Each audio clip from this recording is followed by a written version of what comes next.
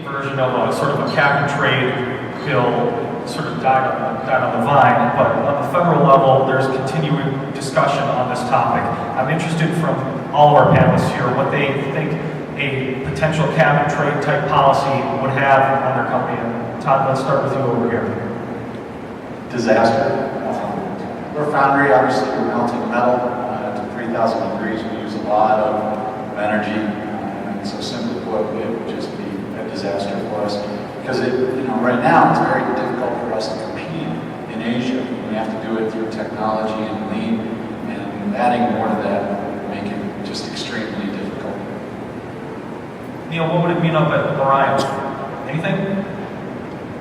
I guess from our perspective is a little self-serving. I guess we probably look to make some money with the cap and trade, given the amount of carbon that we reduce with our product. Every single fixture that we ship, our standard fixture, is a ton of carbon annually. I think one of the things that's left out of the discussion is, to get compliant, I think there's a lot of scare tactics almost out there. People think we have to write these big checks to become compliant, but I think that if you look at what technologies people are doing today, what they're integrating today, lighting, HVAC, process controls, etc., I think there's a lot of carbon offsets that they could use, not realizing what potential that exists right now in just some lighting project. A ton per year per fixture is pretty significant, given you're looking at a fixture every 500 square feet in a typical plant.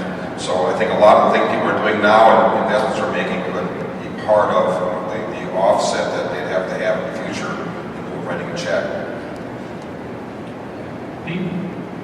Well, for us, it's kind of, it depends on the business.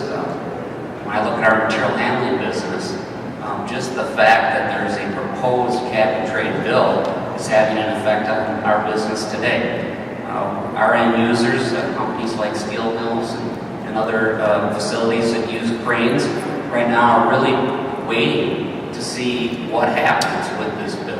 And as such, they're debating or holding off on plant expansions or building new facilities until they get more clarity on what's happening with cap and trade. So right now, as an example, in that business, we have over $6 million of orders that have been released to our OEMs, but have been put on hold until they get more clarity on where this cap and trade bill is going to go. So it's actually stalling a recovery in that business. On the other side of our renewable energy business, kind of like Neil's business, in that area, it probably has a more positive effect. But in general, from my perspective, I just think that even proposing this bill and the uncertainty of where it's going to go has definitely slowed down the recovery in manufacturing. Yeah, what we get concerned about is global competitiveness. And when you look at it, anything that increases the cost of doing business in Wisconsin, if it's a Wisconsin bill, or the U.S., if it's a U.S. bill, becomes very problematic. When you've got the administration wanting to double exports here over the next 5 years, it's going to be really difficult to do that if we are not competitive on a global basis when it comes to cost. And so when you look at cap and trade, who knows how it's going to shake out, but at the end of the day, it is going to cost some money, and then you get concerned about whether you can afford to be able to do that and be competitive globally.